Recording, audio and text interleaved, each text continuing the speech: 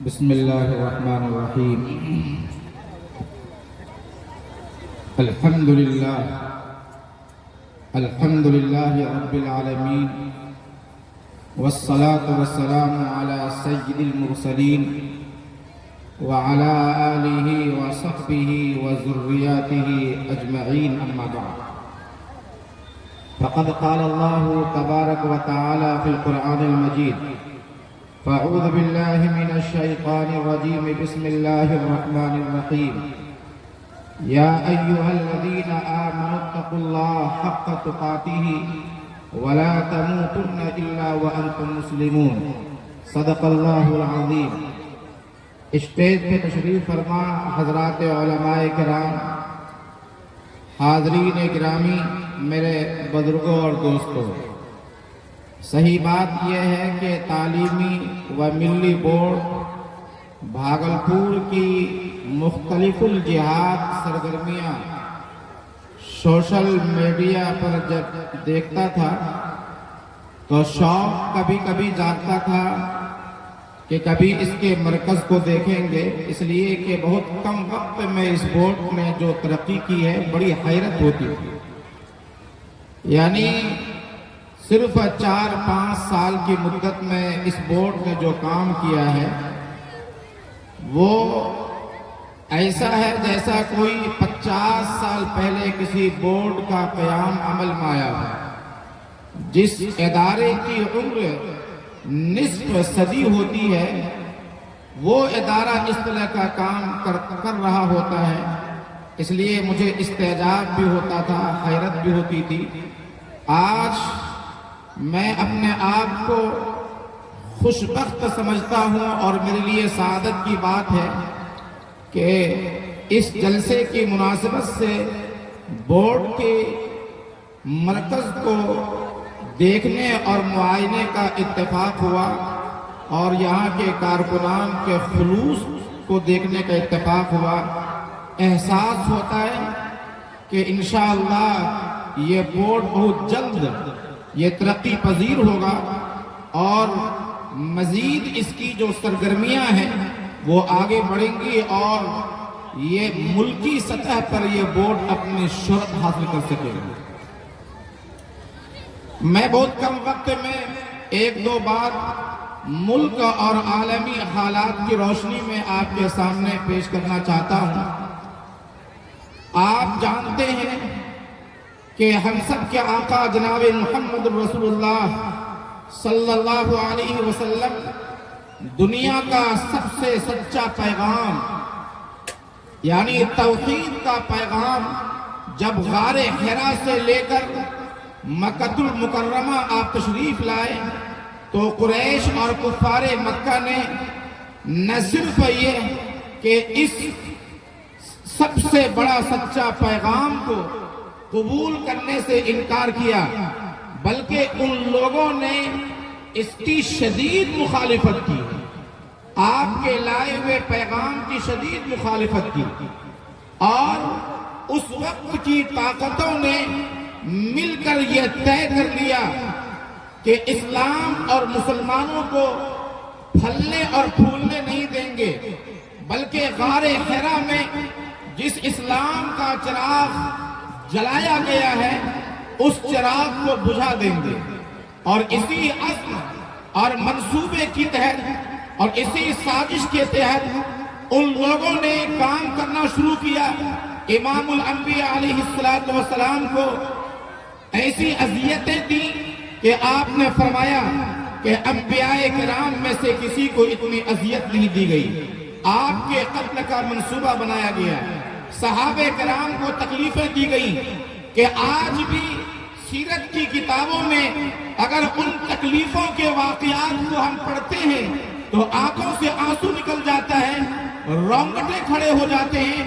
آپ کا مسلمانوں کا معاشی بائیکاٹ کیا گیا اور سماجی بائیکاٹ کیا گیا.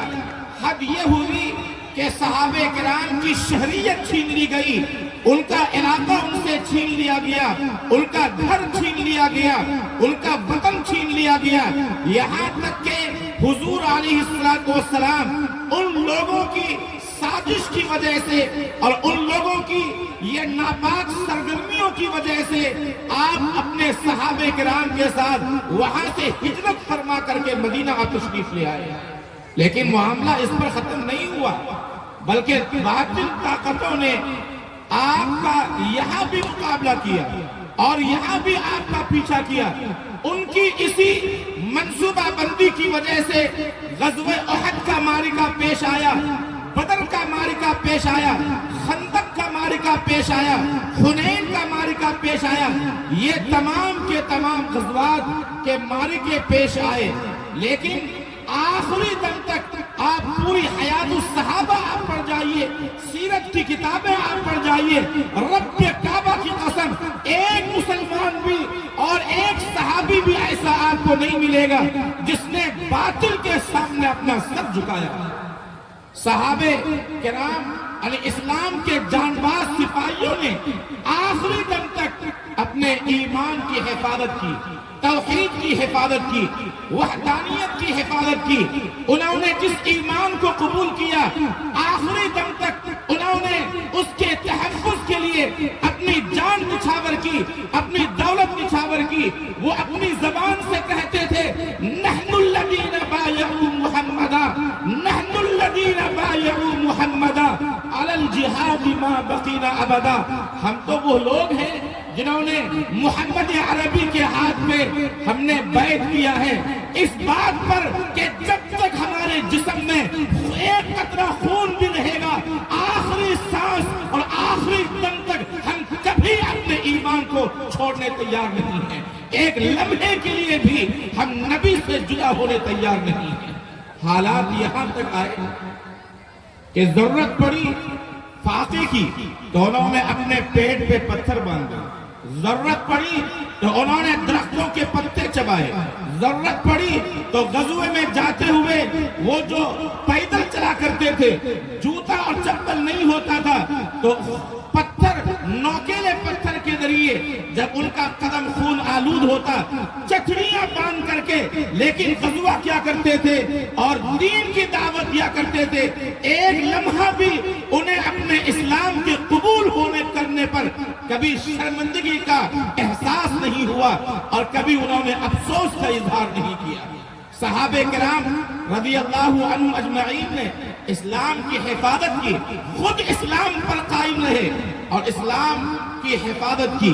اگر ایک ہاتھ میں اسلام کا پرچم تھا اور میدان جہاد میں ان کا بازو کٹ گیا، سیرت کی کتاب بتاتی ہے کہ جھٹ سے اس نے دوسرے ہاتھ میں اسلام کے پرچم کو اٹھا لیا، لیکن اسلام کے پرچم کو سرنگو ہونے نہیں دیا. زخموں سے چور ہیں لیکن آخری دم میں وہ کر رہے ہیں الہ العالمین اگر ہمارے پاس یہ صرف ایک جان ہے مولا، ہمیں افسوس ہے کہ ہمارے پاس ایک جان ہے. میرے پیدا کرنے والے، اے میرے پروردگار، اے میرے پیدا کرنے والے، آپ کی کبریائی کی قسم، جلالت کی قسم، اگر ہمیں 100 جانیں بھی دے دی جاتی تو اسلام کی حفاظت کے لیے ایک ایک کر کو سب کو ہم قربان کر دیتے. وہ کہتے تھے اے شہادت کے وقت میں احد کے پہاڑ سے مجھے جنت کی خوشبو آ رہی ہے. اللہ تبارک و تعالی نے ان کی تلوار، ٹوٹی ہوئی تلوار میں، ٹوٹی ہوئی تلوار، اسلحہ نہیں تھا، کوئی بھاری بھرکم ان کے پاس ہتھیار نہیں تھا، ٹوٹی ہوئی تلوار میں ایمانی قوت کے بنیاد پہ ایسی طاقت عطا کی تھی کہ آج میزائل اور ایٹم بم پہ بھی وہ طاقت آپ کو محسوس نہیں ہوگی. صحابہ کرام کی اسی عزم و حوصلہ کی بنیاد پہ اللہ تعالیٰ نے چند سالوں میں وہ منظر دکھایا. مکہ فتح ہوا، جزیرے عرب پہ اسلام کا پرچم لہرایا جانے لگا اور قرآن کریم میں اللہ تعالیٰ نے یہ آیت نازل کی جاء الحق وزہق الباطل ان الباطل کان زہوقا. اسلام کو جو ہم نے بھیجا ہے مٹنے کے لیے نہیں بھیجا ہے، مسلمانوں کو ہم نے مٹنے کے لیے نہیں بھیجا ہے. یہ اسلام وہ مذہب ہے جسے قیامت تک کے لیے رہنے کے لیے ہم نے اسے بھیجا ہے. قیامت تک کے لیے آخری شریعت بنا کر کے ہم نے اسے نازل کیا ہے۔ اللہ تعالیٰ نے کہا زہق الباطل، باطل مٹ چکا ہے، باطل مٹ کر کے رہے گا، باطل میں کوئی دمخم نہیں ہے، وہ اپنے پاؤں پر کھڑا نہیں ہو سکے گا، قیامت تک یہ کھڑا نہیں ہو سکے گا۔ اسلام کو مٹانے والے مٹ جائیں گے، مسلمانوں کو مٹانے والے مٹ جائیں گے۔ تاریخ بتاتی ہے، پورے 1450 سال کی تاریخ آپ پڑھیے، اسلام کو مٹانے والے مٹ گئے، مسلمانوں کو مٹانے والے مٹ گئے، لیکن مسلمان کل بھی تھے، آج بھی ہیں، اور رب کعبہ کی قسم یہ مسلمان اپنی شناخت کے ساتھ، اپنی پہچان کے ساتھ، اپنی ٹوپی کے ساتھ، اپنے امامے کے ساتھ، اپنے مسجدوں کے ساتھ، اپنے مدارس کے ساتھ قیامت تک یہ محفوظ رہیں گے۔ یہی تو مدارس ہیں، یہی تو مدارس ہیں جن سے مسلمانوں کو شعور ملا، جن سے لوگوں کو روح ملی، جن سے لوگوں کو دین ملا، خدا کی معرفت ملی، اور یہی وہ مسلمان ہیں جن کے سجدوں کی برکت سے آسمان کا چمکتا ہوا سورج وہ آج باقی ہے۔ یہی وہ مسلمان ہیں جن کی نماز کی وجہ سے چاند چاندنی دے رہا ہے، آسمان کا سورج چمک رہا ہے، یہ ستارے چمک رہے ہیں، تو صرف اس بنیاد پر کہ مسلمان اس دھرتی کو اپنے سجدوں سے آباد کر رہے ہیں۔ مسجدوں سے اذان کی جو آواز نکل رہی ہے، ان اذانوں کی برکت ہے کہ آج اس کفر اور شرک کی غلاظتوں کے باوجود اللہ تعالیٰ نے اس دھرتی کو اور اس زمین کو عذاب سے محفوظ کر رکھا ہے۔ یاد رکھیے، جس دن یہ مسلمانوں کے سجدوں سے یہ زمین محروم ہو جائے گی، اسلام مٹ جائے گا، خدا پاک کی قسم اس دن اس دنیا کا نظام بھی ختم ہو جائے گا، آسمان کا چمکتا ہوا سورج بھی بے نور ہو جائے گا۔ ہاں، ایسا تو ہوتا ہے کہ اللہ تبارک و تعالی حالات کبھی کبھی کی جو لاتے ہیں وہ مسلمانوں کے امتحان کے لیے، آزمائش کے لیے کبھی کبھی ایسے حالات لاتے ہیں۔ اچھی طرح یہ بات یاد رکھیے، آج کے ملک اور پورے عالمی حالات کے تناظر میں یہ بات لکھ کر کے لے جائیے کہ اللہ تبارک و تعالی نے جو مذہب دیا ہے، اس مذہب کے مزاج میں یہ خصوصیت ہے، اس کا یہ خاصہ ہے، اس کا یہ مزاج ہے کہ یہ اسلام جتنا اسے دبایا جاتا ہے اتنا ہی یہ تیزی کے ساتھ یہ ابھرتا ہے۔ کیا آپ نے گیند کو جب دیوار پہ مارتے ہوئے نہیں دیکھا ہے؟ جس تیزی کے ساتھ ایک بچہ دیوار پہ گیند پھینکتا ہے، اسی تیزی کے ساتھ یہ گیند پھر واپس آتا ہے۔ اسی طرح اسلام کو جس قدر اسے دبایا جائے گا، اسی تیزی کے ساتھ جب یہ اسلام پلٹے گا تو ہمیں چڑھتے سورج کی طرح یقین ہے کہ پھر اسی تیزی کے ساتھ یہ واپس آئے۔ حالات مکہ کے آپ پڑھیں، مدینہ کے آپ حالات پڑھیں، آپ کو یقین ہوگا کہ اسلام مخالفانہ ماحول میں پروان چڑھتا ہے۔ ہمیشہ مخالفانہ ماحول میں یہ پروان چڑھا ہے، اور اسلام میں جو چمک پیدا ہوتی ہے وہ ایسے وقت میں جبکہ چار طرف سے چوطرفہ اسلام پر حملہ ہوتا ہے، اور حالات ایسے ہوتے ہیں کہ لوگوں کو احساس ہوتا ہے کہ شاید اب یہ ہمارے لیے، مسلمانوں کے لیے چاروں طرف سے راستے بند ہیں۔ اللہ تبارک و تعالیٰ اسی وقت میں جبکہ محسوس ہوتا ہے کہ اب ہمارے لیے راستہ بند ہے، تو اللہ تعالیٰ انہی حالات میں ایسا راستہ کھولتا ہے کہ انسان کا دماغ وہاں تک نہیں جاتا۔ قرآن کریم نے واقعات بیان کیا ہے، دہرانے کا میرے پاس ٹائم نہیں ہے، اور کہ فرعون آ رہا ہے، حضرت موسیٰ آگے بڑھ رہے ہیں، آگے سمندر ہے، فرعون اپنی فوج کے ساتھ پیچھے ہے، محسوس ہوتا ہے کہ آج موسیٰ کی نبوت ختم ہو جائے گی، لیکن اللہ تعالیٰ نے کہا کہ القی عصاک، آپ لاٹھی ماریں اور آپ آگے بڑھیں۔ اللہ تعالیٰ نے سمندر سے اسلام کی راہیں پیدا کر دی ہیں، نمرود کی آگ سے اللہ تعالیٰ نے حضرت ابراہیم کو بچایا. امام الانبیاء علیہ السلام عین اس وقت میں جبکہ ہجرت فرما رہے ہیں، کفار مکہ نے آپ کا احاطہ کر لیا ہے گھر کا. ایسا محسوس ہو رہا تھا کہ آج ہمیشہ کے لیے معاذ اللہ یہ اسلام کا چراغ بجھا دیا جائے. لیکن آپ وہاں سے نکلے، اللہ نے ہدایت دی، کیسے آپ کے لیے راستے اللہ نے کھولے اور آرام کے ساتھ اطمینان کے ساتھ آپ نے وہاں سے سفر کیا. اس سے محسوس ہوتا ہے کہ جب بھی مسلمانوں کے ساتھ حالات پیدا ہوئے ہیں اور مسلمانوں نے ڈٹ کر اس کا مقابلہ کیا ہے تو اللہ نے ایمانی قوت کی بنیاد پہ باطل کو پاش پاش کر دیا ہے اور ہمیشہ اسلام کے پرچم بلند رہا ہے. انگریزوں کی تاریخ آپ پڑھیے، مسلمان وہ علماء تھے جنہوں نے انگریزوں کا مقابلہ کیا. آج اسلام کو مٹانے والے جو حکومتیں بات کر رہی ہیں، ان کی اوقات کیا ہے، ان کی حیثیت کیا ہے؟ انگریز کا وہ حکمراں تھے، انگریز ان کی وہ حکومت تھی. کہا جاتا ہے کہ ان کی حکومت میں کبھی سورج غروب نہیں ہوا کرتا تھا، لیکن یہاں کے علماء نے ان کا بھی مردانہ وار مقابلہ کیا. لاکھوں کی تعداد میں مسلمانوں نے ان کا مقابلہ کرتے ہوئے شہادت کا پیالہ انہوں نے نوش فرما لیا. وہ کٹ گئے اور وہ شہید ہو گئے، وہ آگ میں بھن گئے، وہ دہکتے ہوئے آگ میں جل گئے. لیکن خود مؤرخ لکھتا ہے انگریز کا، میرے پیدا کرنے والے قسم، ایک بھی مسلمان ایسا نہیں تھا جس نے انگریز کے سامنے بھیک مانگی ہو اپنی جان کی حفاظت کی، اور جس نے اپنی جان بچانے کے لیے کبھی انگریز کے سامنے معافی نامہ پیش کیا. انہوں نے بدر و احد کی یاد تازہ کر دی، بدر و احد کی.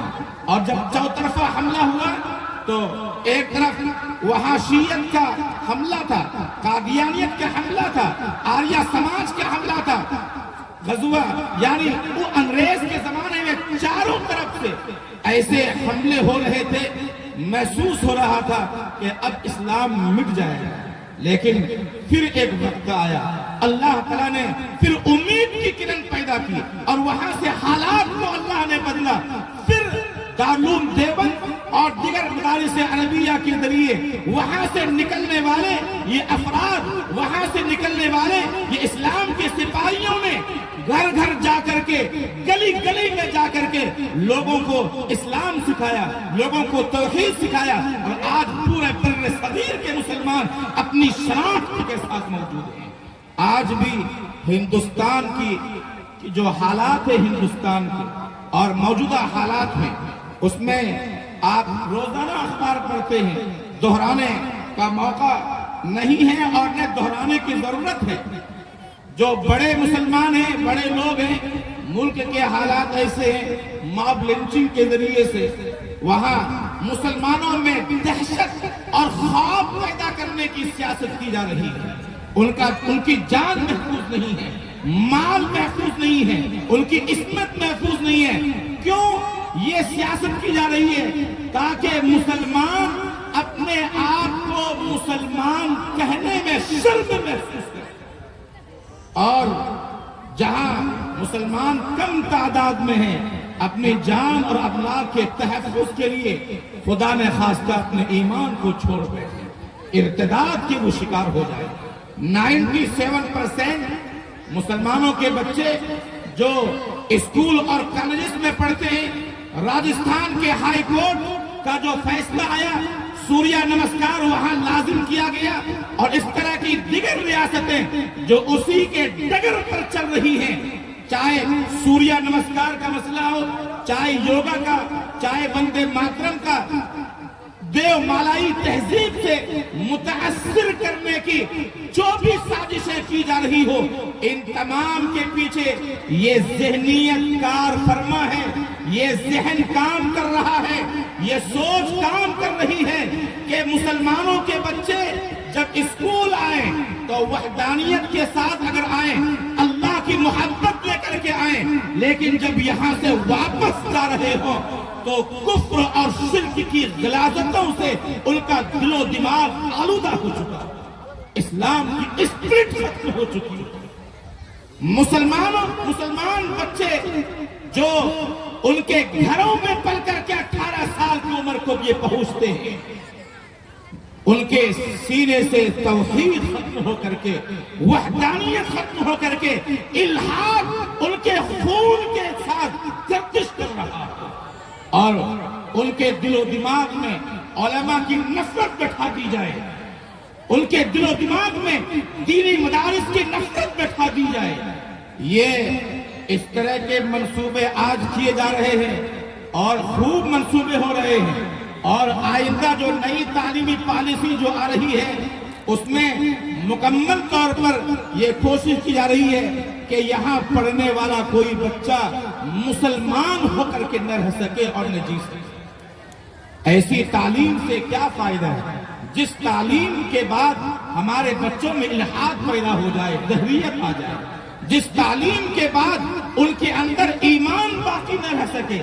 ہمیں یہ کوئی ہمارے لیے المیہ نہیں ہے کہ ہمارے ملک میں اس طرح کی تعلیمی پالیسی بنائی جا رہی ہے، یہ تو اپنی جگہ پر المیہ ہے، لیکن اس سے بڑا المیہ آج مسلمانوں کا ہے، مسلمان والدین کا المیہ ہے کہ انہیں یہ احساس نہیں ہے کہ ہمارے بچے اسکول سے جب آ رہے ہیں تو سوریہ نمسکار کر کے آ رہے ہیں، یوگا کر کے آ رہے ہیں، ایسے اسلوب پڑھائے جاتے ہیں، ایسے انداز سے انہیں سوریہ نمسکار کرایا جاتا ہے، یوگا کرایا جاتا ہے کہ وہاں سے جب بچے واپس آتے ہیں تو ایمان کی سلامتی کے ساتھ واپس نہیں آتے۔ یہ کیا ہے؟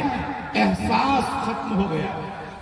یعنی سب سے بڑا المیہ آج مسلمانوں کا یہ ہے کہ ہمارے دل و دماغ سے کفر اور شرک کی سنگینی ختم ہو گئی، یہ سب سے بڑا المیہ ہے۔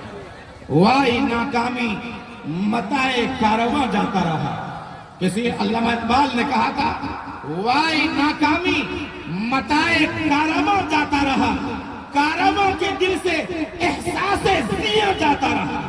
ایک کام اگر آپ کر رہے ہیں اور وہ بدعت ہے، اسلام کے مزاج سے ہم آہنگ نہیں ہیں، اگر آپ کو یہ یقین ہے کہ یہ اسلام کے خلاف ہے، مزاج سنت کے خلاف ہے، تو ایک نہ ایک دن آپ وہ چھوڑ بیٹھے۔ لیکن اگر ہمیں احساس نہیں ہو کہ یہ بدعت ہے یا یہ مزاج شریعت کے خلاف ہے، ظاہر سی بات ہے وہ اسے چھوڑنے تیار نہیں ہے۔ آج بھی مسلمانوں کا یہی حال ہے کہ مسلمانوں کے دل و دماغ میں کفر کی سنگینی اور شرک کی سنگینی کا احساس نہیں ہے، انہیں معلوم نہیں۔ ہمیں صرف چاہیے کمپنی میں کام کرنے کے لیے یہ بچے اتنا پڑھ لیں کہ پیسے کمانے لائق ہو جائے، یہ اتنا پڑھ لیں کہ وہ انجینئر بن جائے، وہ ڈاکٹر بن جائے، چاہے ان کے سینے میں چاہے توحید ہو یا نہ ہو۔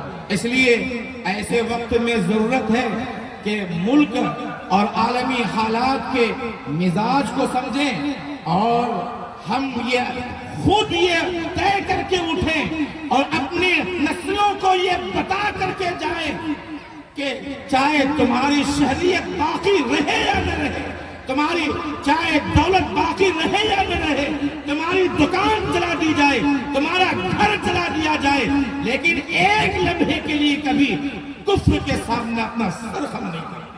اللہ تبارک و تعالی ہمارے اس ملک کے حالات کو بہتر کرنے اور اس کو بدلنے کے لیے اللہ غیب سے اسباب پیدا فرمائے، وسائل پیدا فرمائے۔ میں شکر گزار ہوں اس بھاگلپور شہر کے ابھرتے ہوئے نوجوان فاضل دین، فاضل اور عالم دین مولانا مفتی امان علی قاسمی صاحب کا کہ انہوں نے اس عظیم الشان موقع پر مجھے یاد فرمایا، اور اس ملی بورڈ کے تمام کارکنان کا وما علینا الا البلاغ۔